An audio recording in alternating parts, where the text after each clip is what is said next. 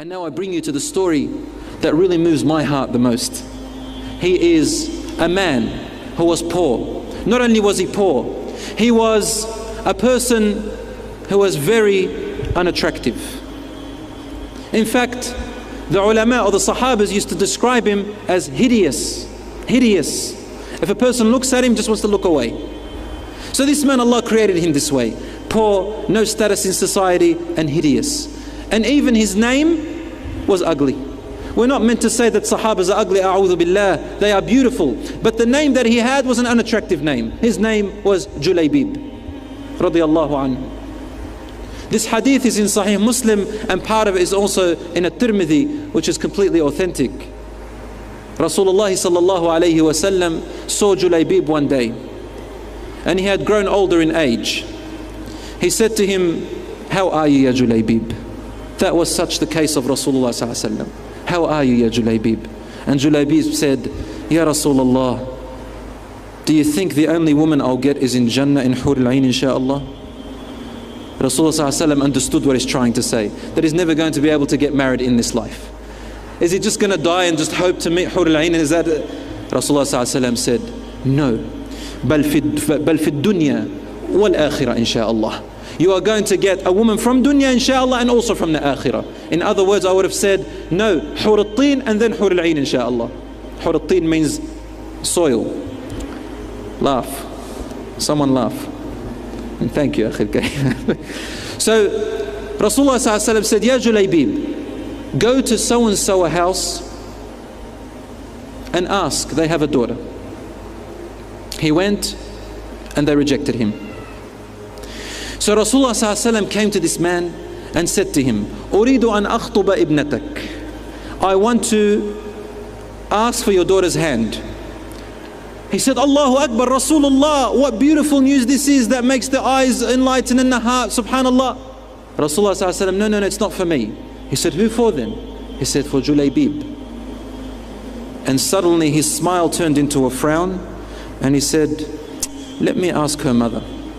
So he went home and said, "Rasulullah has asked for our daughter." She said, "Allahu Akbar, what great honor, what brings comfort to the eyes and to the heart." And he said, no, not for Rasulullah. She said, "Who for?" He said, "For Julaybib." And then the mother said, "Subhanallah, we had better men than him coming and asking for our daughter and rejected him. We had greater families asking for her and we refused them. And now the lowest of the low in society and the most hideous, we have to give our daughter to him? No, please." Their daughter was in the background inside listening. So she came out and said, "What is this that I hear, Mum and Dad? Rasulullah sallallahu alayhi wa sallam is on behalf of another man proposing that man to me, and you say no to Rasulullah? Wallahi, I will not refuse the request of Rasulullah, and Julaybib is the only man I will marry." Allahu Akbar. When the news came to Julaybib, he was rejoiceful, mashallah. And Rasulullah sallallahu alayhi wa sallam got the companions to look after him and donate so that he can get married. Time passed, and there was one of the battles. Then Julaybib was among the people who went into that battle. Rasulullah sallallahu alayhi wa sallam was there, and the battle, alhamdulillah, was victorious to the Muslims. And then he went out as he usually does and looks among the Sahaba. There were great Sahabas who had died, and he's asking, everybody's asking, "Where's my uncle? Where's my brother? Where's my son? Where's my so-and-so?" But Rasulullah sallallahu alayhi wa sallam was asking one question, "Ayna Julaybib? Where is my Julaybib?" And everybody would say, "We don't know, Ya Rasulullah. Nobody cares about Julaybib. Only Rasulullah sallallahu alayhi wa sallam cares about Julaybib. Where is my Julaybib?" Everyone is saying, "I don't know, Ya Rasulullah."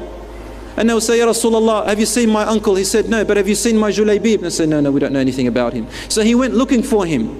And amidst the dead people, he finally found Julaybib radiyallahu anhu, dead on the ground. And around him, as a circle, there were 7 of the enemies dead around him. And Rasulullah sallallahu alaihi wasallam, when he saw this image, he stared at him and his eyes flowed with tears.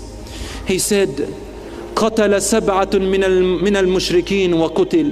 قتل سبعة من المشركين وقتل. He killed 7 of the enemies of Islam and then he was killed. جليبيب مني وأنا منه. Julaybib is of me and I am of him. Julaybib is of me, and he repeated it 3 times. Julaybib is of me, he's one of my family, and I am one of his family. Then Julaybib had no other bed except the bed of the palms of Rasulullah sallallahu alayhi wasallam. Rasulullah sallallahu alayhi wasallam carried him on his own forearms. And he was crying. Then suddenly his crying turned into a smile. And he looked away. He went to Rasulullah sallallahu alayhi wasallam and buried Julaybib with his own blessed hands.